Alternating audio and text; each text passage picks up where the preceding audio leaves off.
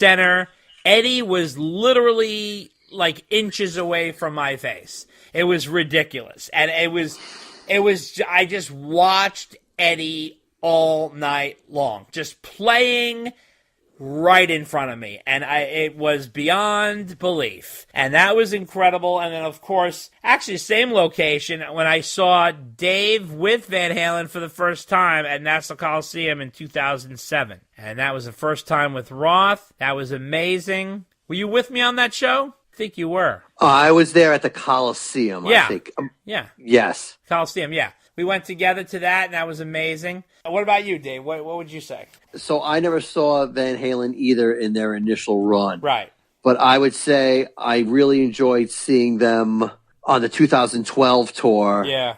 The second night they played, I guess it had to be the Garden. Yeah, it was the Garden. We went. I think they were. You stayed right? at my house. We went together, yeah. Right. So that was great because they had a few bumps in the road when they played the first night at Madison Square Garden. And then for the second night, right. they smoothed out all the bumps, and it was a killer show. Yeah. And the other memorable time I had at Van Halen was also at the Garden with Gary Cherone. Yeah. When in the early part of the tour, when they were still seeing if they could play places like the Garden. Yeah. And they came out for a second encore, which they almost never do. Right. But they came out and they did I'm the One. Oh, that was ridiculous. Or Show Your Love, I should say, right? Yeah. Which I'm the I always get it confused. I'm the One. It's I'm the One. I'm the One. I got it right the first time, right? Yeah. So, and I just remember the place, especially me, going nuts because they hadn't played that song in years. Forget it. Yeah. And I remember there was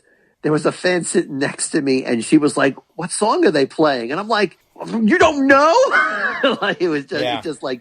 But that was a great moment show. Because what a great show that was. That was a great show, but that was just like tour. the icing on the cake. Yeah. Fantastic that was awesome. Tour. Fantastic tour. I even remember the radio ads for that tour because they were like digging deep into their catalog, and they were actually telling people the set list on the radio tour because they had destroyed the old catalog to the point where they weren't playing anything off of it during the Sammy era, and then they were like, oh, they're digging back, they're playing all these songs, and they started playing clips of all the old songs to let people know that they were actually like digging, and that was a fantastic set list, great show, Gary killed it, it was ridiculous.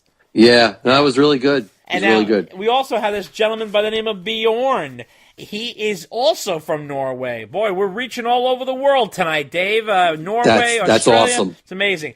He says if Sammy Hagar is really so bummed about Van Halen neglecting his version of the band, why doesn't he do a full tour with Michael Anthony doing only Van Hagar songs? I would fly from Norway to see that. And he says, cheers from Oslo, Norway, Bjorn Brenne. Bjorn, I love that name.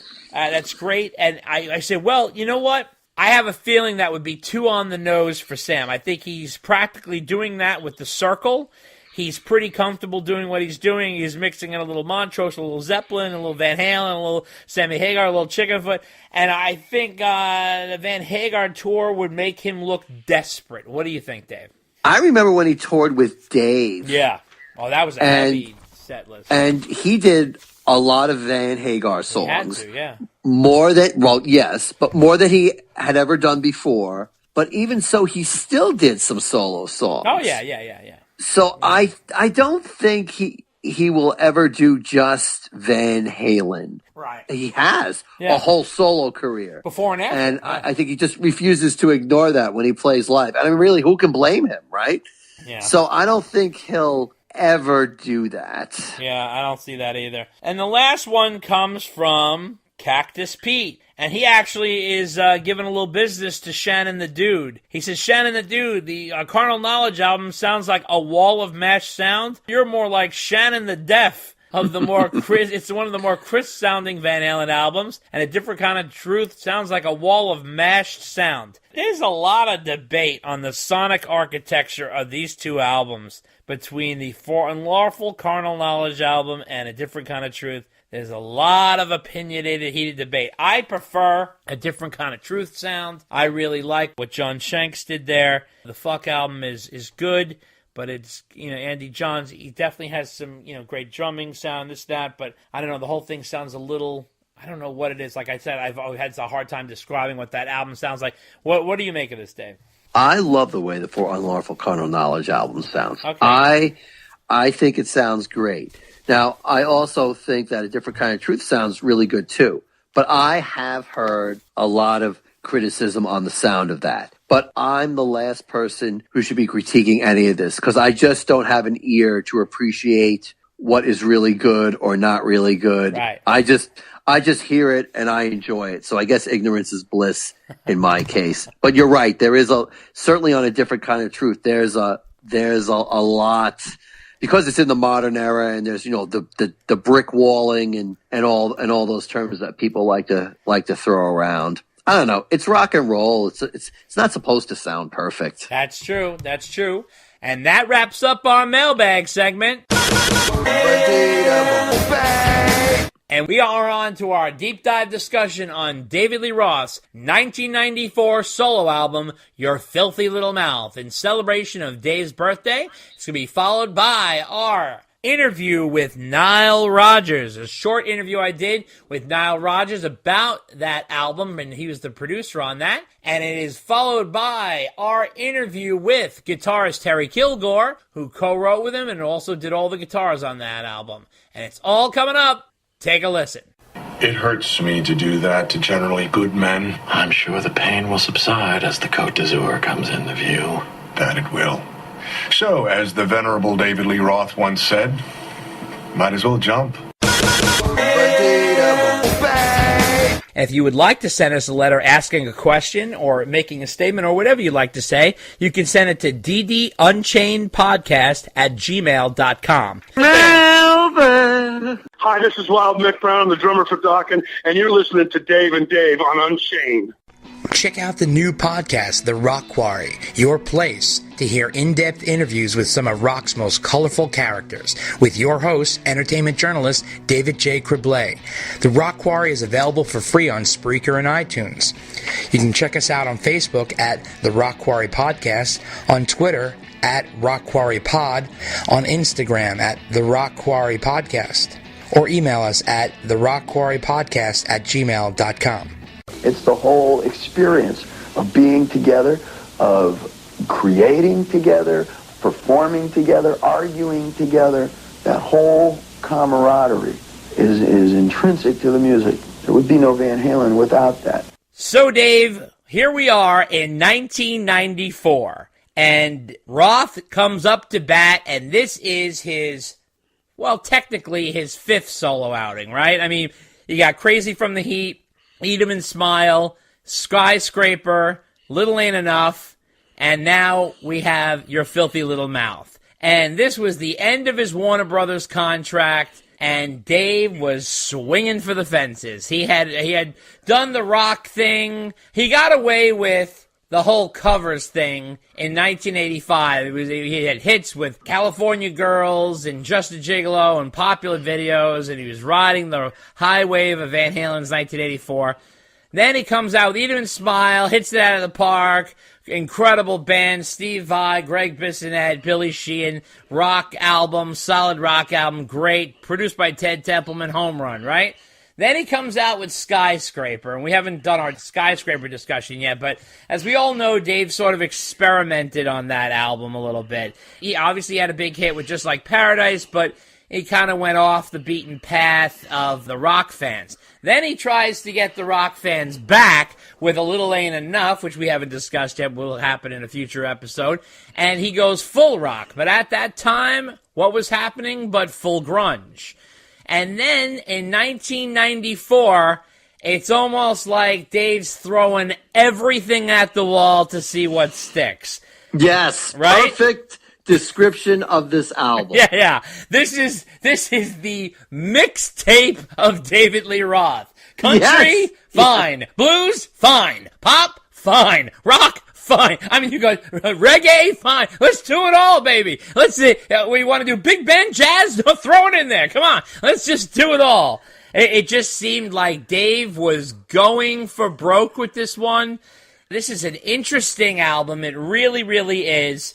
Like I said, it was his last for the Warner Brothers label, and Dave, surprisingly, I know this sounds a little petty, but it's funny that he's following up an album with another title with Little in it, especially being that he did Little Business on both albums.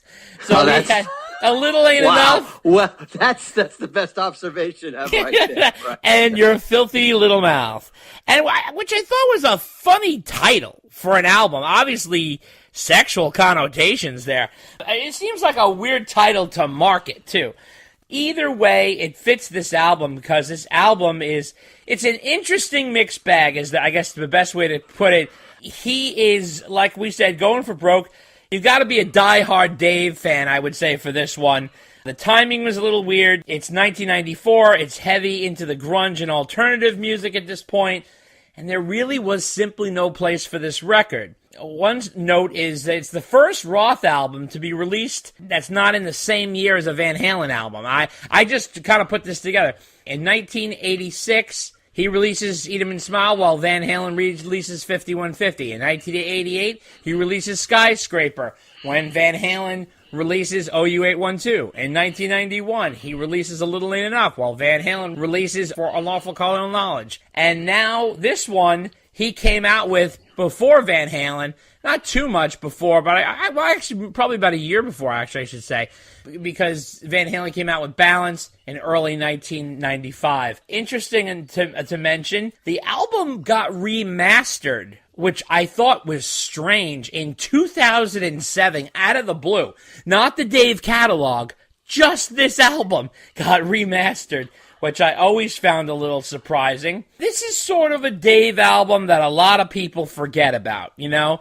It's a solid effort. It's really going for something here. It's sort of an interesting take. What do you make of this album, just from the outset? He tries way too hard on this album. Yeah. Like you said, he's like throwing Jell-O against the wall and seeing what sticks. Yeah. As you said, last album for Warner Brothers, interestingly, not on the Warner label proper, right, but on the Reprise label, right, which tells you what Warner Brothers thought of him at this time, right, which was probably why it was his last album for the record company. Yeah, absolutely. It was 1994, right in the throes of grunge. Right. I do give Dave a lot of credit for trying something new. Right. Because I think he knew that doing another rock album, hair metal album, whatever you want to call it, was just not going to work. Right, absolutely. Because hair metal had just died a quick and ugly death. Right. And so to go on that road was not going to work for him. That's not to say there aren't any rock songs on the album. Oh, sure, yeah. But to market it that way wasn't going to work. Right? Like he cut his hair. Right. Right, but like when John Bon Jovi cut his hair, everybody knew. When Dave cut his hair, like he couldn't get arrested. Well, let's be honest, John unless Bon it was Jovi buying pot in Central Park. That's the only way. He John could get Bon arrested. Jovi was also. I mean, John Bon Jovi is sort of like a pinup. Like a super handsome guy who was known for having this gorgeous head of hair. And John's a lot younger than Dave. And when John came out with his new look, which was for the Keep the Faith album in the early 90s, it was a little bit of a different scenario, and it was actually before this album. But, Dave obviously, like you mentioned, comes out with a new look. So now what's the new look? He sort of has this short hair, but still a little shaggy, blonde hair with an earring, and he's wearing button-down shirts with vests and sunglasses. He definitely has a different vibe. He's definitely going for something